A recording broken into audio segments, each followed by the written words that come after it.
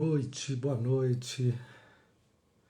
Ei, Nanda. Acho que agora sim ficou boa, né? Rose Grace, Mariane, Alice, bem-vindos. Boa noite, boa noite. Sextou pra nós. Que maravilha. Ô, gente, que bom. Estamos juntos aqui para falar hoje da focalização. Esse caminho tão transformador, falar um pouco mais. E aqui hoje eu estou assim também disponível para poder estar interagindo com vocês, dúvidas, questões que possam surgir. Espero poder estar aqui criando um espaço de interação, um espaço onde a gente vai abrir caminhos para uma compreensão mais profunda da nossa condição humana. É disso que se trata. Gente, são muitos pesquisadores, sabe? Muitos seres que passaram uma vida inteira dedicados em estar trazendo mais informações sobre a alma humana. Essa é a vida de Carl Rogers, essa é a vida de Eugene Gendlin. Me diz só se vocês estão me escutando muito bem. Né? Se for bem, eu já não vou gostar. Tem que ser de muito bem para cima.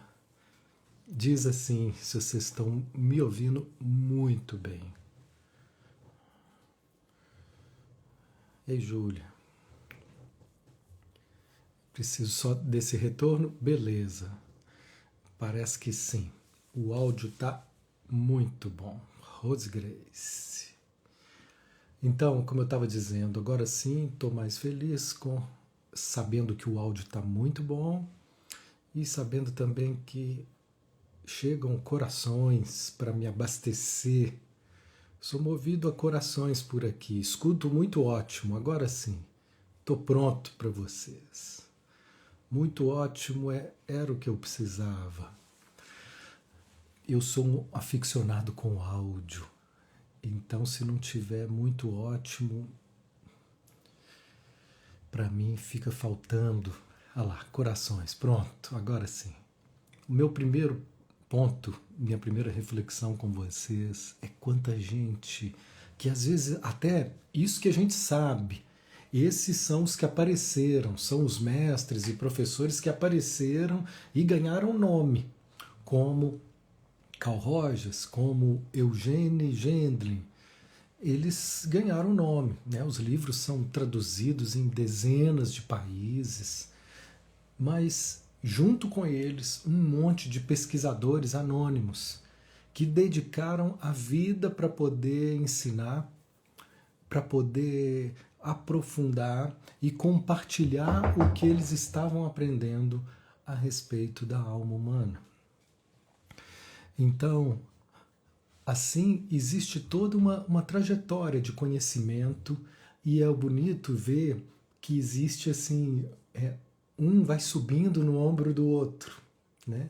Então, quando eu apresento para vocês agora a focalização, foi o que eu recebi do Gendlin, né? Dos alunos diretos do Gendlin. Minha formação foi com um espanhol que ele foi aluno direto, um ótimo aluno do Gendlin que teve aqui no Brasil. Então, ele trouxe assim, o Gendlin, que já tinha se apoiado em vários ombros, seja dentro da filosofia, né, como Russell, Heidegger, Merleau-Ponty, Dilthey, são filósofos que também seres assim obstinados em estar refletindo sobre a existência humana, sobre o funcionamento da experiência humana, sobre o sentido dos significados que a vida tem, dos significados que a gente dá para a vida. Então, essas foram as fontes de Gendlin. E depois, então, ele se encontra com Carl Rogers, que é outro, inquieto, sabe? São almas inquietas, dedicadas, então, a essa exploração, dedicadas a esse conhecimento. Tem uma frase de Carl Rogers que é muito linda, que me inspira. Ele diz assim: eu nunca quis criar uma teoria minha, uma teoria rogeriana, uma teoria centrada na pessoa. Tudo que eu queria era desenvolver as melhores formas de ajudar as pessoas. É isso que eu me dediquei para aprender e ensinar. Como que eu posso ajudar melhor? Fernanda está falando que está na aula. Você está na aula e está vendo o Instagram? Ou você está na aula de focalização e está aqui também presente, Fernanda? Então, são almas, gente, muito dedicadas em colaborar com a vida, né? E estamos inspirados nesse caminho, que é conhecido como um caminho humanista, mas como Gendlin traz a filosofia como base de um trabalho, ele também pode ser chamado humanista fenomenológico, né? Ou seja, a relação com Rogers, Gendlin aprendeu muito, mas ele também deixou um legado, ele também contribuiu e trouxe mais profundidade para o trabalho com Rogers. Eu estou falando da escuta humanista, eu estou falando aqui para terapeutas que querem desenvolver um caminho de escuta que tem essa capacidade de ganhar profundidade, de ganhar caminhos que possam levar ao alívio. Então, cada método vai desenvolver uma forma, cada método vai ter uma visão de homem. E aqui nós temos uma visão muito específica, que é a visão humanista, e dentro dessa visão humanista nós vamos ter variações, nós vamos ter a Gestalt terapia, nós vamos ter o psicodrama, nós vamos ter a psicossíntese, nós vamos ter a teoria centrada na pessoa, e com a relação que teve com Gendlin, desenvolveu a terapia experiencial. É um nome que a gente chama desse trabalho que foi desenvolvido e que a gente chama de focalização, o método dessa terapia experiencial, porque ela é centrada na capacidade da gente experienciar mais. Ana Paula, beijo. Ou seja, o que Gendlin foi percebendo é que as pessoas que melhoravam em terapia, nas próximas lives eu vou dar mais detalhes sobre isso. Nós temos aqui algumas lives no Instagram, nós estamos fazendo esse movimento para anunciar que depois nós vamos ter 3 aulas no YouTube que vão estar anunciando a nossa próxima turma de formação em focalização. A gente está indo aqui para a 7ª turma, e essa turma ela começa logo depois dessas 3 lives no YouTube. Mas saibam que é esse o propósito, é de estar aprofundando. Então tudo isso que eu estou dizendo para algumas pessoas era o que eu gostaria de ter ouvido quando eu era estudante, quando eu não conhecia. Para mim conhecer a focalização no meu tempo, eu tive que ir para um encontro latino-americano, onde eu conheci lá argentinos, conheci esse professor espanhol, que me apresentaram a focalização. De lá para cá, minha vida nunca mais foi a mesma. Eu falei, achei o meu caminho. E hoje, então, para mim é uma alegria poder compartilhar isso e deixar isso mais acessível. É a maior realização hoje que eu tenho, é ensinar esse método, porque quanto mais terapeutas, quanto mais pessoas aprenderem, a minha garantia é que as sessões terapêuticas vão ser mais ricas, é que internamente nós vamos poder percorrer lugares mais profundos. Então, hoje, essa live vem falar de um método revolucionário. Por que esse método é tão revolucionário? Gendlin pegou uma coisa de Carl Rogers que já era diferente do que existia com a psicologia comportamental e com a psicanálise. Rogers tinha uma visão mais otimista do trabalho terapêutico e do homem.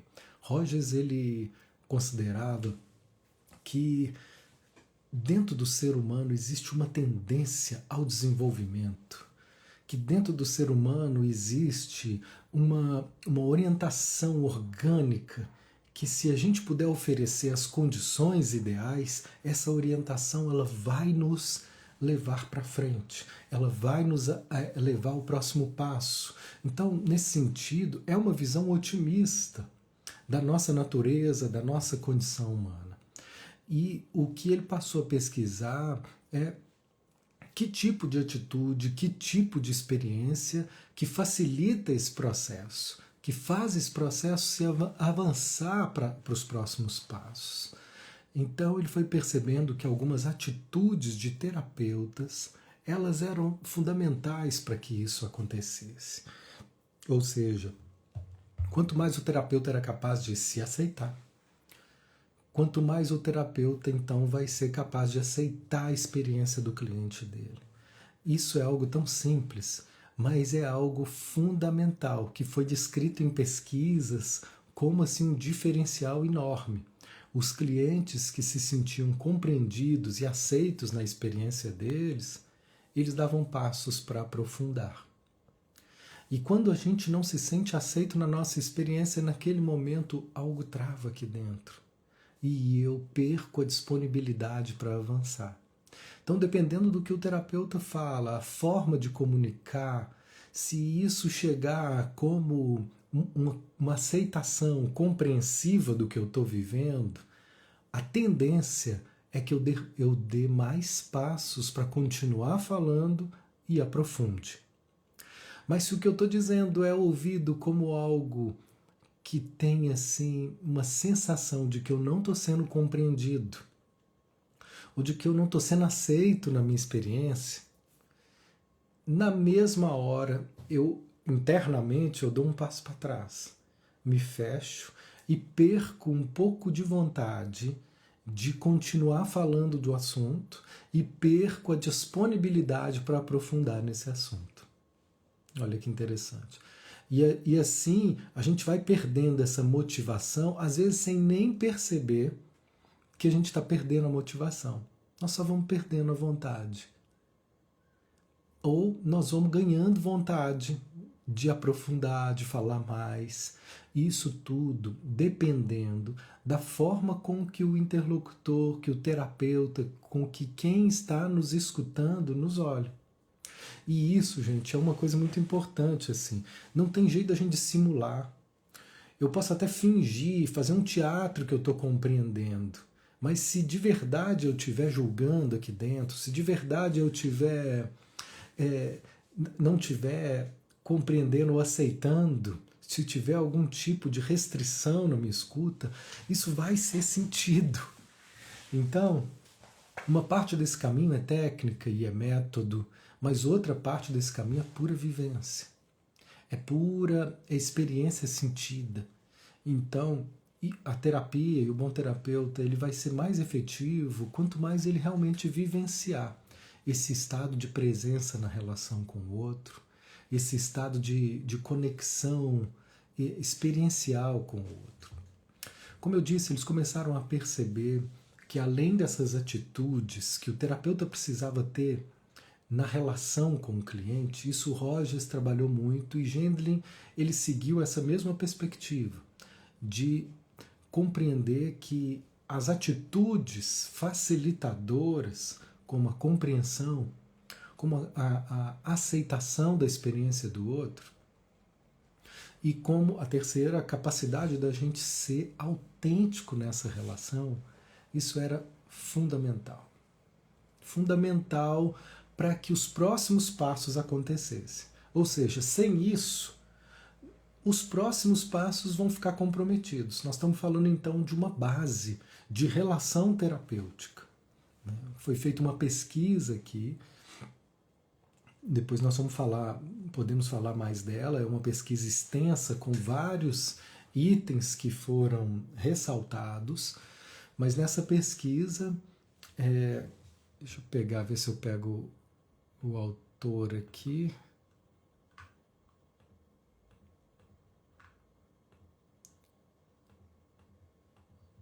eu não vou achar aqui agora, eu anotei mais cedo, mas é uma pesquisa que foi feita com vários e vários terapeutas e junto com eles, assim, o que era mais fundamental nessa relação, de tudo que eles ofereciam e de tudo que eles recebiam, os clientes eram as pessoas mais indicadas para poder definir o que é mais fundamental numa relação terapêutica. E a resposta, assim, de uma forma muito clara, foi: eu me senti compreendido, a compreensão.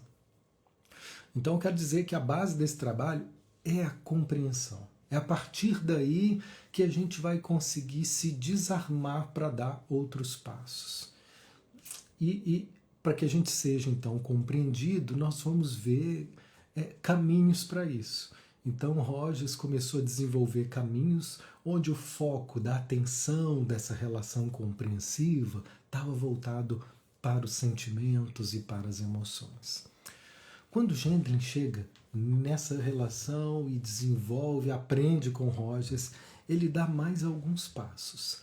E ele traz o que eu chamo aqui de revolução para a terapia. Rogers já tinha dito uma coisa que Gendlin tomou por base para dar outros passos. Como eu disse, é uma coisa linda assim. Uma pessoa desenvolve um trabalho e aí quando chega outra, ela não tem aquele trabalho de começar lá de novo. Ela vai já pegando o impulso de quem já começou e aí ela pode dar outro passo. Então, nesse impulso que Rogers deu para Gendlin, foi desenvolvida aí uma relação com as atitudes necessárias para facilitar o processo de desenvolvimento. E uma coisa que Rogers tinha dito era que o organismo humano, ele tem uma tendência, o organismo humano, ele tinha uma tendência ao desenvolvimento. Então, Gendlin pegou essa premissa, essa sabedoria organísmica, é um termo que Rogers usou para definir a nossa natureza sábia. Então essa é uma característica da visão humanista. Ela tem uma visão positiva sobre o homem, não significa uma visão romântica ou que tira o pé do chão. Não é porque nós temos essa natureza capaz de se autorregular, capaz de se desenvolver, capaz de encontrar caminhos de realização, que também não temos tendências de se desviar, né, de se fechar e de não dar ouvidos a esses estímulos interiores que nos dirigem para passos de realização. O exemplo que Carl Rogers usou para definir esse princípio foi o da batatinha. Ele pegou uma batata e colocava assim num lugar de pouca luz e só uma fresta de luz saindo no porão. E essa batata, então, ela ia se desenvolvendo e se voltando com seu caule e folhas em direção à luz. Então ele falou, gente, se uma batata ela tem essa sabedoria orgânica, organísmica, que se volta para a luz, por que nós não temos? A diferença é que a gente não sabe escutar a direção que essa sabedoria indica para a gente poder se guiar.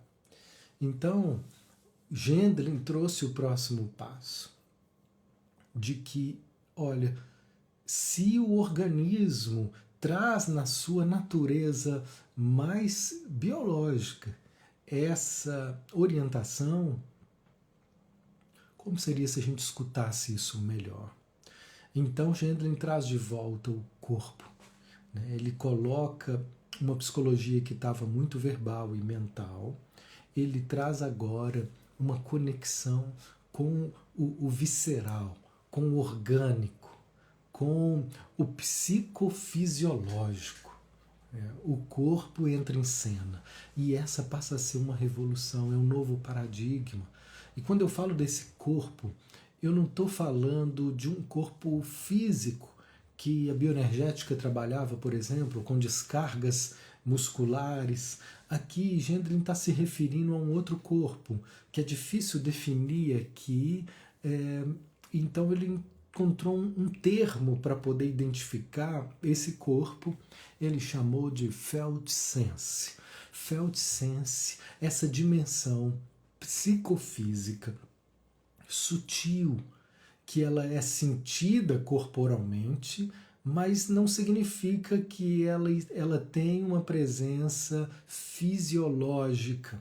Por exemplo, um caso que eu sempre me lembro quando eu vou falar do Feldsense, é de uma cliente que eu tinha e que ela chegava na terapia e falava: Matheus, essa semana eu fui de novo para o hospital. E eu cheguei lá dizendo: doutor, eu tô tendo um troço, meu coração, eu acho que eu tô tendo um infarto. Eles corriam, me olhavam, mediam minha pressão, me levavam, faziam os exames todos, não tinha nada. Até que dessa vez eu fui de novo, e dessa vez o doutor chegou para mim e falou: minha senhora, vamos tomar um remedinho psiquiátrico? A senhora não tem nada corporalmente, não tem nenhum exame aqui que acusa o que você está vivendo. Ela saiu muito decepcionada, porque para ela aquilo que ela estava sentindo era físico, doía e era muito real. Mas tirava a chapa, não tem nada. Media a pressão, não tinha nada. Então, de que ordem era essa experiência sentida, corporalmente sentida? Era dessa ordem, era desse corpo que a gente chama o corpo sentido. A tradução de Feldsense ficou assim, sensação sentida, uma tradução horrível para mim, porque ela não diz nada com nada, ela é redundante. Mas eu realmente gosto. O Gendlin não usa essa palavra, tá? É por minha conta. E quando eu tiver mais aqui, dando mais passos na minha escrita, é esse termo que eu pretendo usar. Um corpo vibratório. Né? Um corpo energético. É desse corpo energético que a gente está falando. É desse corpo vibratório que a gente está falando. Mas Gendlin não usa essa palavra. Nós não temos ainda instrumentos para medir isso. Mas essa sensação corporal, ela é sentida de uma forma física, mas ela não tem um rastro físico muitas vezes. O frio na barriga, o nó na garganta. Então, nós estamos falando de uma sensação energética. E o que Gendlin descobriu é que essas sensações, elas não aparecem à toa, gente. Então ele começou a definir o que realmente a gente pode definir como experiência humana. Então ele começou nessa definição, ele começou a montar critérios para poder definir o que é a experiência humana. Não sei se vocês têm noção como isso é complexo, profundo, o quanto isso é detalhista. E dentre essas definições de um filósofo meticuloso, inteligentíssimo, Gendlin era um poliglota, ele lia as obras de Freud, relia, ele tinha um nível de intelectualidade incrível. Então, ele foi desenvolvendo esse termo, Feldsense, e a partir daí um caminho foi se abrindo para que ele definisse uma nova definição da experiência humana. Essa foi a tese onde ele foi girando a tese de doutorado dele para poder, então, desenvolver um trabalho que nos ajuda a criar a compreensão da criação de significado dessa nossa experiência. Então, essa foi uma das definições que ele trouxe. Olha, a nossa experiência, ela é sentida antes de ser pensada. Ela é pré-conceitual. Antes de eu entender, eu sinto. Sabe aquela história do ovo e da galinha? Quem veio primeiro, o ovo ou a galinha? Quem veio primeiro, o pensamento ou o sentimento? Né? O Gendlin define isso claramente. O sentimento veio primeiro. A sensação vem primeiro. A sensação vem primeiro. Porque o sentimento, quando ele vem, a gente já está dando um nome para ele. Tristeza, alegria, raiva. Mas a sensação, ela é antes da gente definir. Né? Vou dar um exemplo. Teve um dia que eu estava aqui e eu estava sentindo que eu estava indisposto. Veja, é uma sensação de indisposição, de desânimo. Eu tô dando nome, tentando dar nome para a sensação, mas ainda é só uma sensação. É uma indisposição. E aquilo ali vai se persistindo. E o que Gendlin vai dizer é que muitas dessas sensações que a gente vai percebendo, como esse aperto no peito dessa cliente que eu mencionei, ou dessa indisposição que eu vivi, elas são implicitamente significativas. Ou seja, elas não estão ali à toa, do nada. Né? Elas estão ali porque elas têm um significado que ele é implícito e que ele está ali fazendo um movimento para se revelar. Então, e se a gente, o que ele perguntou, como eu posso desenvolver formas de estar ampliando a capacidade de escutar o significado dessas experiências? Porque o que se descobriu é que quando uma experiência ela é simbolizada, tudo que a gente faz em terapia, gente, podemos resumir assim, é simbolizar experiências, é dar sentido para a vida, é simbolizar nessa capacidade humana que a gente tem. Às vezes, né, os bichos sofrem, mas a capacidade deles darem sentido para a experiência deles não existe, né? É muito limitada. A gente pode dar sentido para a nossa vida, para o nosso sofrimento, para as nossas vitórias, para as nossas escolhas, para as nossas experiências. As experiências elas estão repletas de significado, só que eles não são acessíveis. Então, foi desenvolvido um método que nos ajuda a acessar o significado implícito das experiências. E esse método, a focalização. Nós podemos dar atenção a essas sensações, foi o que Gendlin descobriu. E a partir do contato com o corpo, dessa atenção direcionada para o corpo e para as sensações, um novo caminho se abre. Um caminho que racionalmente a gente não alcançaria sem a ajuda dessa dimensão sentida. Essa dimensão sentido, o que foi descoberto é que abrir para o contato experiencial nos oferece passos que são muito misteriosos.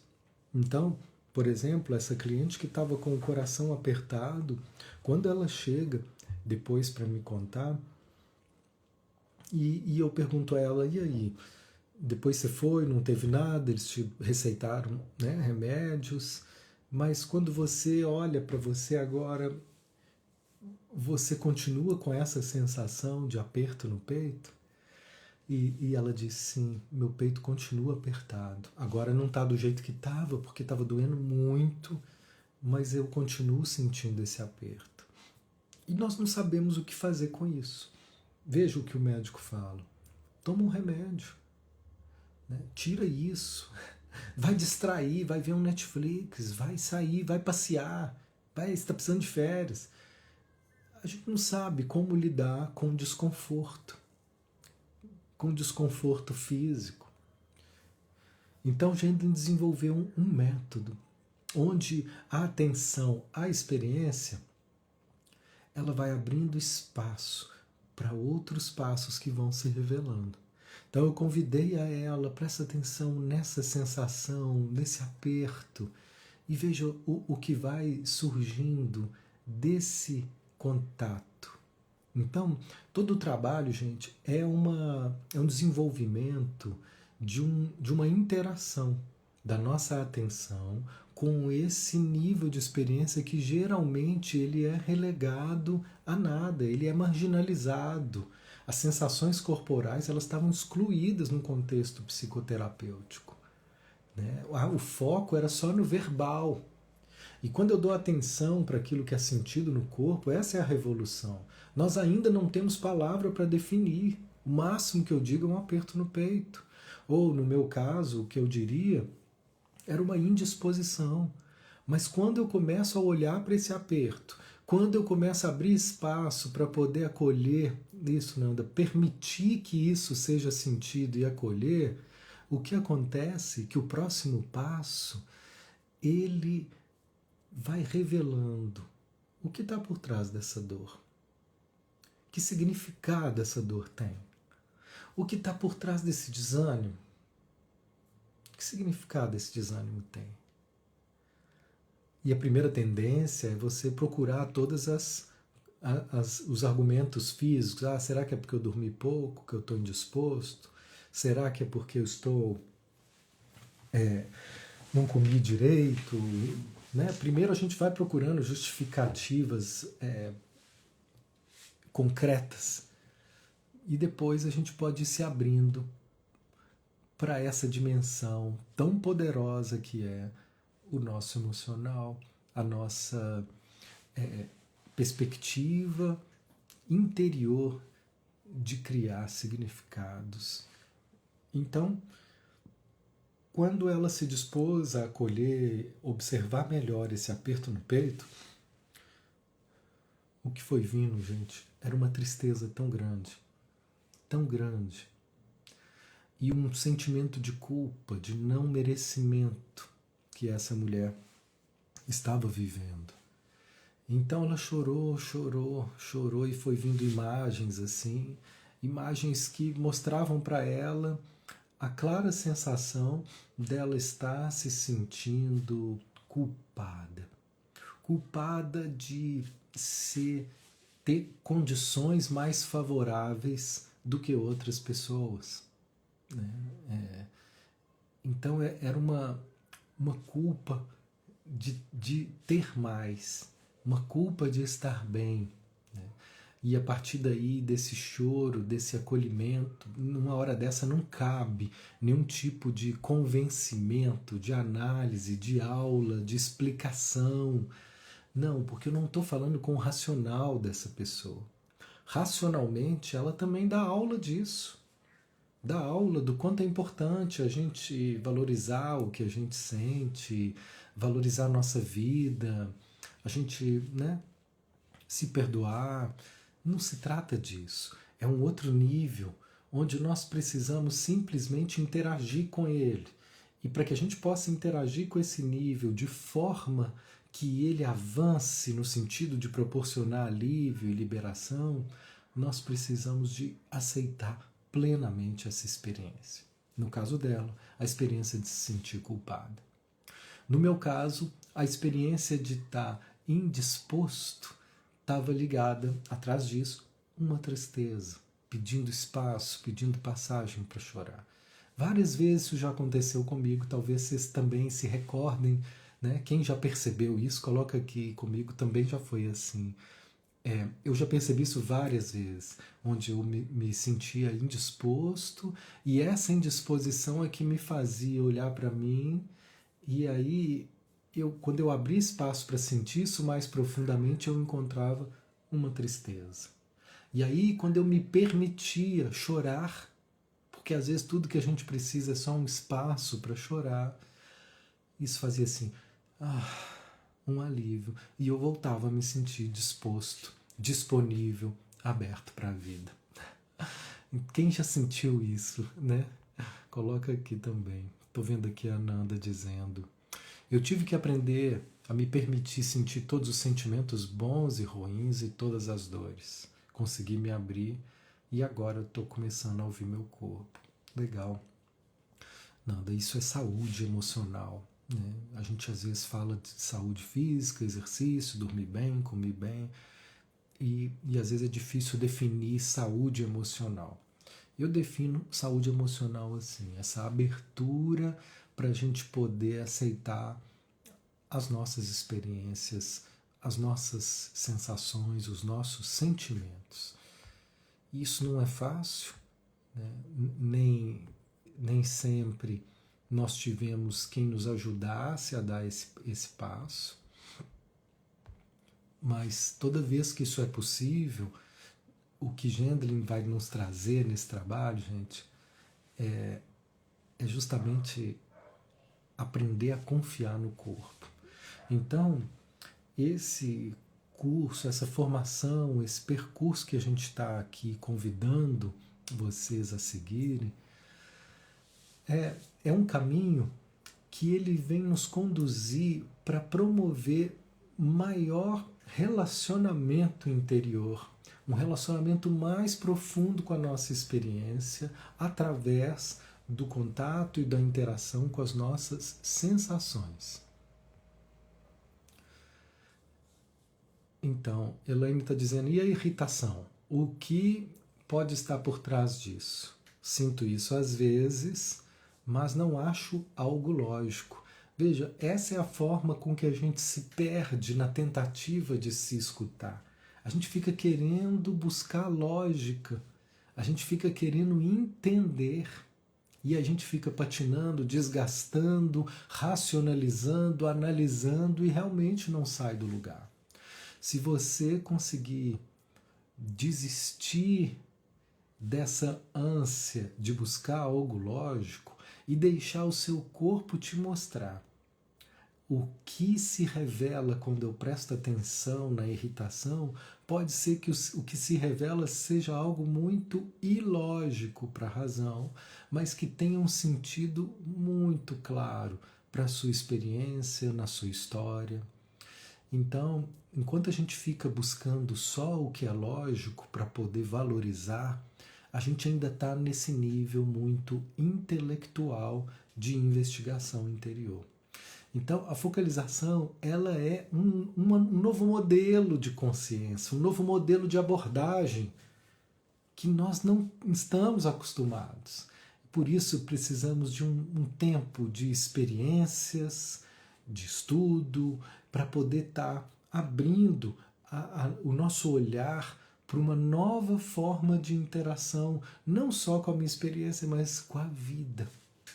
Quantas vezes, enquanto a gente perde a vida pensando sobre a vida, a gente perde o estado de presença pensando sobre as coisas.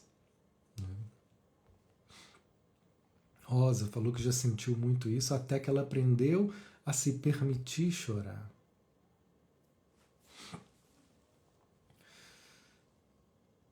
Então, outra pessoa, eu do caminho, me vejo fugindo disso e me traz um cansaço da vida. Muito bom. O cansaço da vida está ligado a essa resistência em estar olhando para a verdade, em estar se permitindo viver a vida de uma forma mais sentida. Né? Então, sair do racional, sair do lógico, fez sentido aí, Elaine? Legal. Eu sei, né, que você está dizendo, entendi, mas ao mesmo tempo você também pode dizer, mas eu ainda não sei como. Né?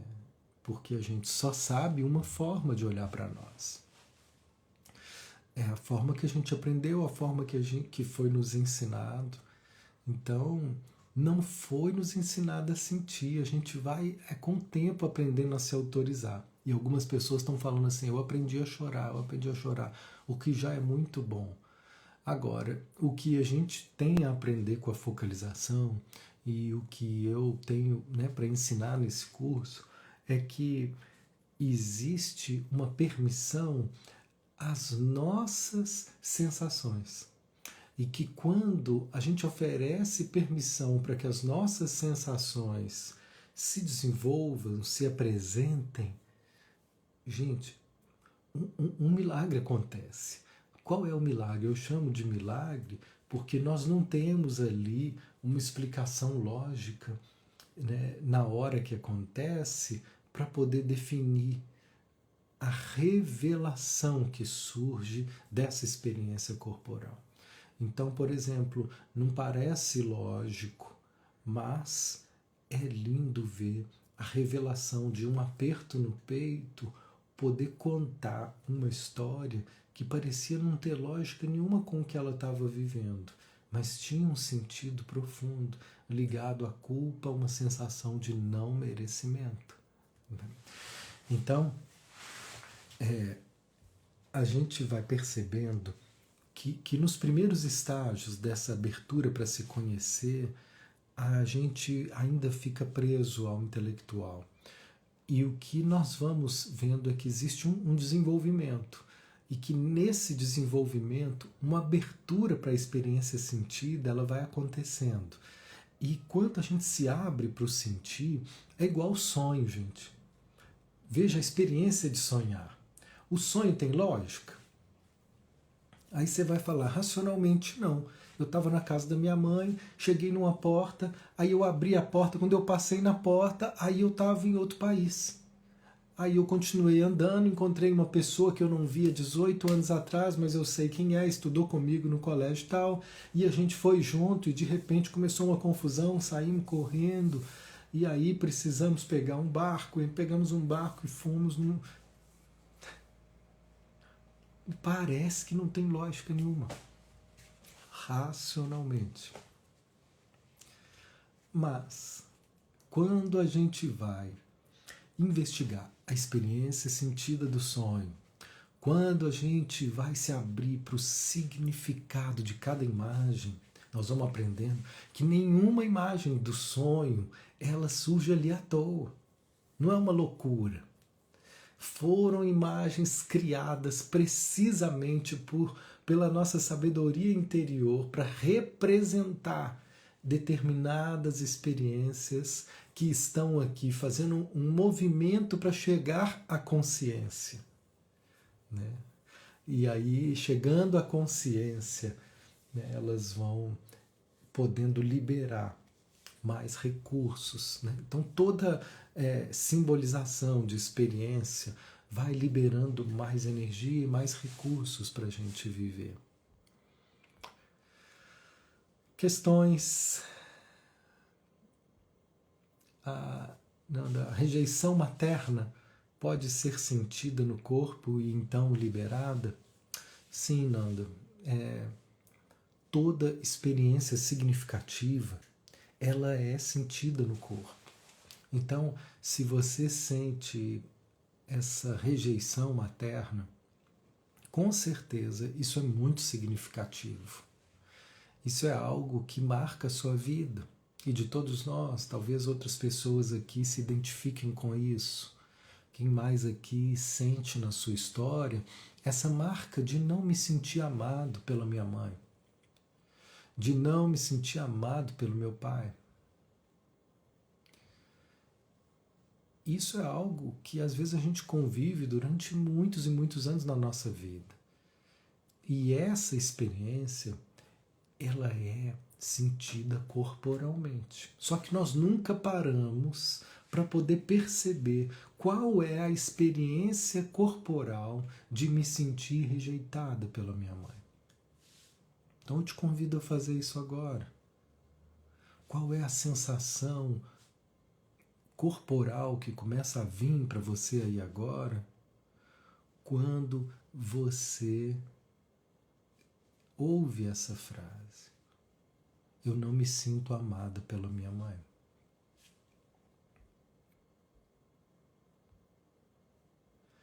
Essa experiência, ela foi um aprendizado, foi uma crença que se formou a partir daí, e nesse momento isso está presente no corpo.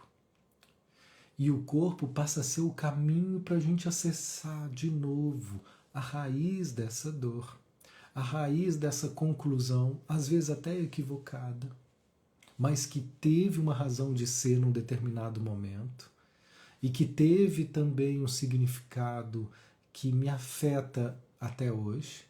Mas quando eu olho para isso corporalmente, e o corpo vai me dando o caminho para que eu chegue no nervo, na raiz da dor, vocês entendem?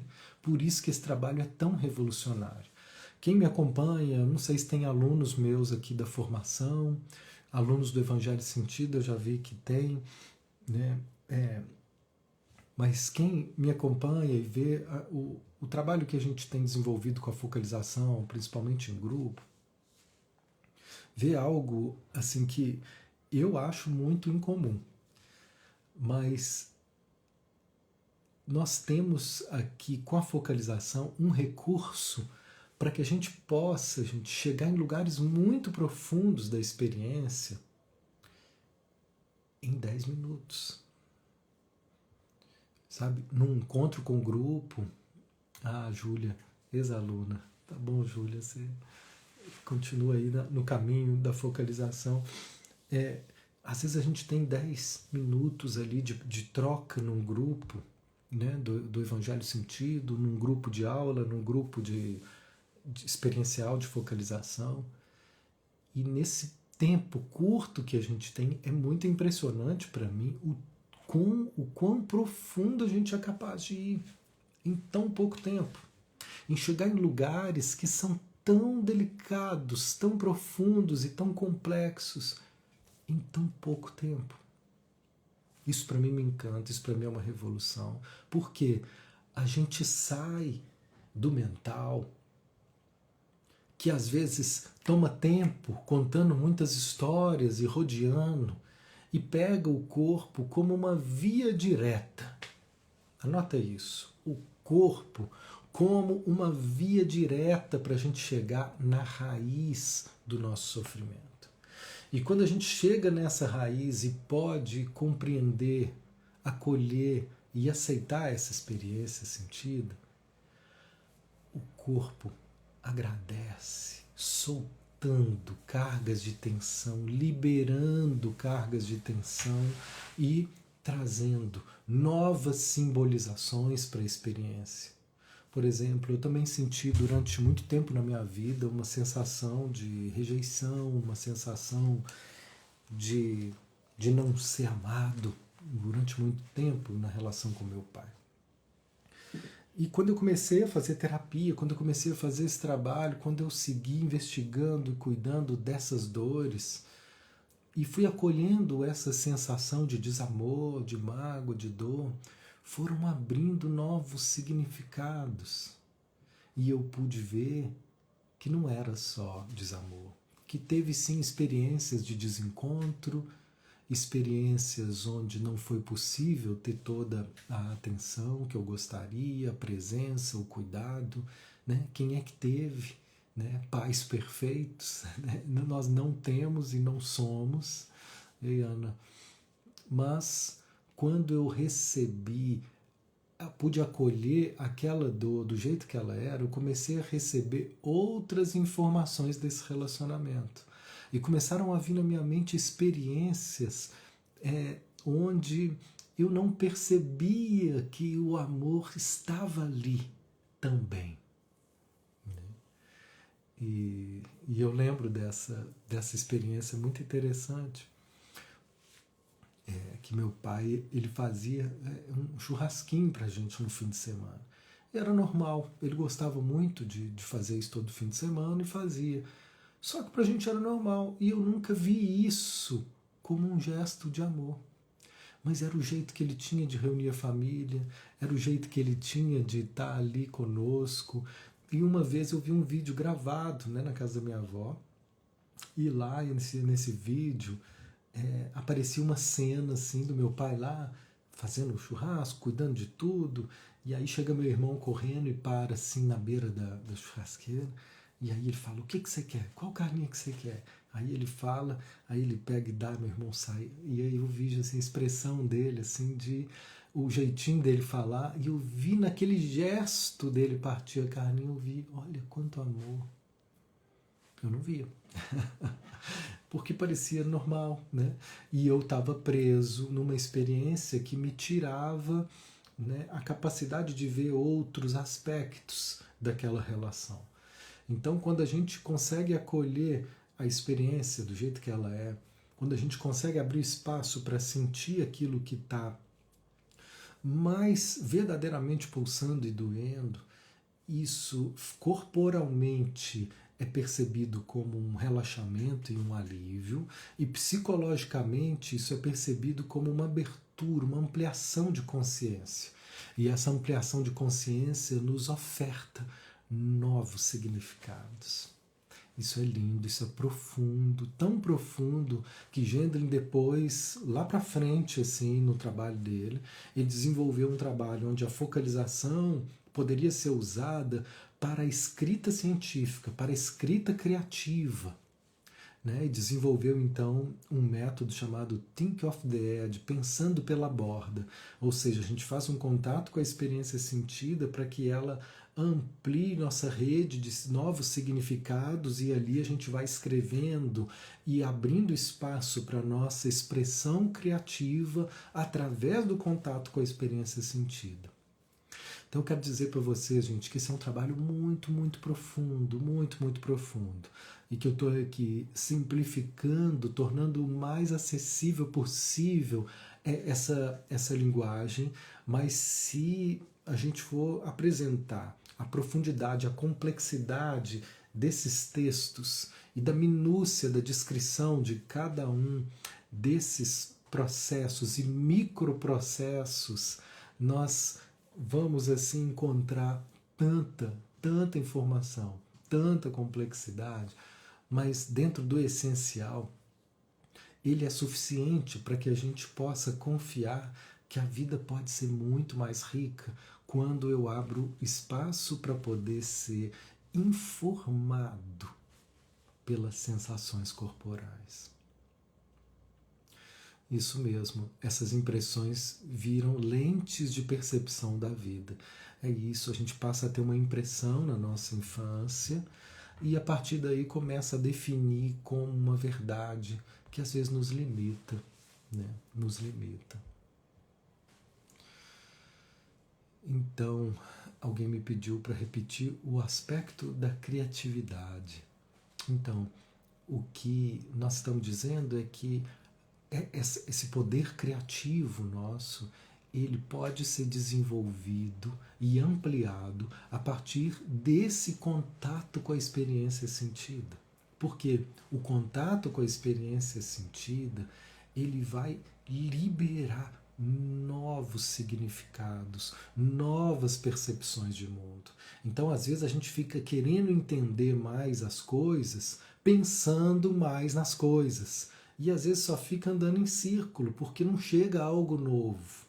A maior beleza desse trabalho, gente, é quando a gente se abre para sentir verdadeiramente, despojadamente a experiência do jeito que ela é, deixando que o corpo vá se abrindo e permitindo que essa experiência seja, nesse momento em que essa abertura para o sentir, que essa permissão para o sentir acontece, vem um frescor que no corpo é vivido como um relaxamento e no psicológico, no cognitivo, é vivido como novas compreensões da vida, novas compreensões dos nossos relacionamentos,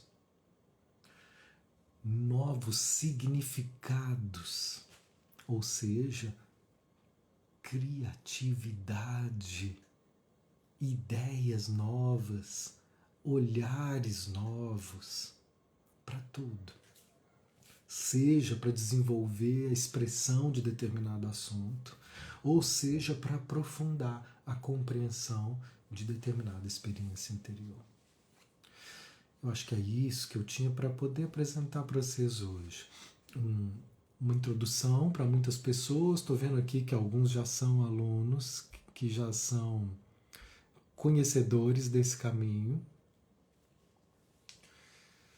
e outros que talvez estejam conhecendo agora, né? Então, essa é um início da apresentação e, ao mesmo tempo, é uma revisão para quem já está nessa estrada. Eu estou aqui nessa estrada tem 20 anos, mas eu leio textos inclusive que eu já li, eu me emociono. É muito lindo, é muito vivo, é um caminho de liberdade. Então isso sempre me emociona, assim, compreender como que a nossa liberdade ela está acessível a partir de alguns movimentos de abertura da nossa experiência para essa dimensão sentida. Muito bem, minha gente. Lucinéia, meu pai faleceu e quando a notícia chegou a mim eu dei graças a Deus. Agora veio a culpa por isso. Mas o graças a Deus foi pela agonia dele. Sim, e agora você está conseguindo chorar. Sim, isso não significa, quando você dá graças a Deus pela morte dele, isso não significa que você não o ame, mas porque você não estava aguentando mais ver o sofrimento dele, ou não estava mais aguentando sofrer, de ver, de presenciar, de se sentir impotente, de não poder fazer nada para ajudá-lo. Então é uma liberação, né? Mas eu entendo que você se sentiu culpada como se você não pudesse ter alívio diante da morte. Olha como é que é a nossa cabeça, como a gente se cobra, né? E isso na focalização é chamado o eu crítico. É um tema que eu posso aprofundar em outras lives. Tem umas lives legais, tem umas pessoas bacanas que a gente chamou para estar juntos. E eu vou seguir então com mais algumas lives, com mais algumas aulas, para falar muito desse tema. Mas eu me lembro também de quando a minha vozinha morreu e ela já estava assim na cama, assim, mas num estado de onde ela falava: meu filho, o que mais precisa? Quando ela falava, ela já estava me dizendo isso. O que mais precisa? O que mais a vida quer de mim?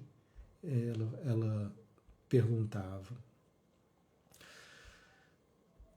E aí depois ela parou de falar e ficava ali, né, com aparelhos, uma situação, né, sofrida e não tinha uma perspectiva. Então quando ela, né, o corpo dela foi ao limite, eu senti alívio, falei: ai, que bom, tá liberada, missão cumprida, que ótimo. E aí nessa hora entra o eu crítico. A Nanda pede para falar mais. O eu crítico é um aspecto dessa nossa experiência que Gendlin chamou de eu crítico. Então, quando o pai, né, dessa pessoa que morreu e ela sentiu alívio, aí veio a voz do crítico que exige de nós, às vezes, modelos de perfeição. Esse crítico falou: nossa, você está aliviada com a morte do seu pai? Aliviada com a morte? Aliviada com a morte do seu pai? Ele fala assim, ó: você está aliviada com a morte do seu pai? E aí, ó, é uma acusação. O eu crítico, ele nos acusa, como se a gente estivesse fazendo algo errado, por estar sentindo. Nós não temos a permissão para sentir. E o eu crítico é a voz que tolhe a nossa experiência. Olha, o sentir, gente, ele é amoral. Ele é imoral. Ele não pede licença para perguntar se é certo. Eu sinto. Então, o crítico ele vem dizendo que não pode, por motivos que depois nós vamos compreender, como se quisesse nos proteger, né? E exigindo de nós uma perfeição. Então, poder perceber e se livrar dessas vozes críticas é o caminho também para que a gente possa se permitir sentir com mais liberdade.